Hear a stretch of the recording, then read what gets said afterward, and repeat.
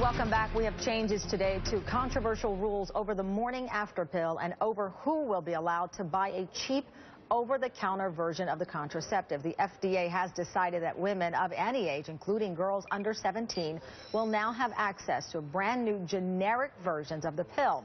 Now, the decision comes in spite of vocal opposition by conservative groups who've spoken out against dropping restrictions to the pill and have hit out at the Obama administration for failing to stop the selling of emergency contraceptions to young girls without a prescription. With me now is bioethicist Arthur Caplan. He is the Division of Medical Ethics at NYU Langone Medical Center. Thank you so much for joining us, Doctor. First up, let's be clear here. There are many conservatives who call this an abortion pill and labeled it. That is not what this pill is. It isn't what it is, and here's why. This prevents a fertilized egg from implanting in the woman. So you don't have an abortion, technically, is stopping the growth of an embryo. You don't get that. You just get the fertilized egg falling out of the body. I know there are a few who would say, well, doesn't life begin at conception? But the medical definition, nearly everyone else agrees, if that embryo didn't implant, it's not an abortion. So medical and science say this no. is the case. Okay, the age restriction issue.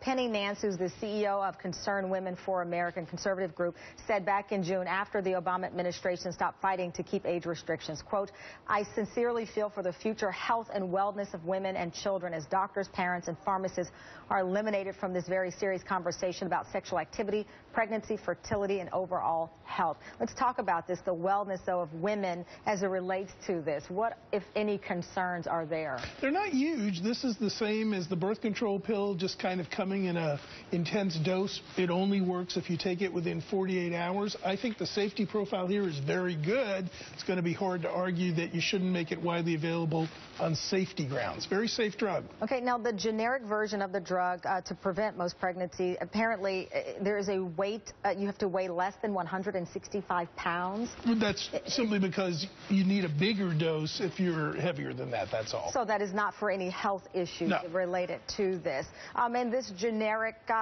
version of this, it sounds as if it would be a generic version of any other medicine that you would take, That's absolutely right. Chemically the same. The interesting thing here is no financial obstacle. A young girl comes in, gets the drug pretty cheaply. You're going to have more access to more people. I know critics don't like that. They think still and all, shouldn't you be more sexually responsible? But let's face it, some of these young women, they're not having sex voluntarily. They may be coerced. They may have had somebody assault them. They don't want to talk about it. They just want this. And this is around $10, the generic. That's right.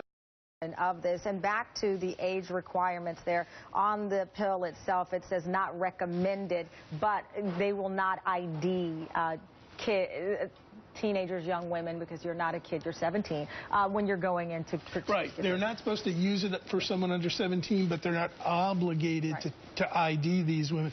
We're not going to get many of those cases. There aren't that many young women who are going to be using it at 12, 13, and 15. On the other hand, the young women that do, I think, do deserve some access because they're the ones most likely to be coerced. And lastly, why is this seen as a compromise on this issue?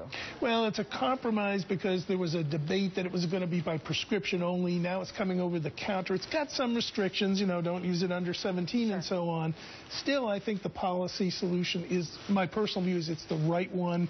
You do have, if you will, less need for abortion. It's safer for women, and in those cases where they're coerced or forced, this is a better option.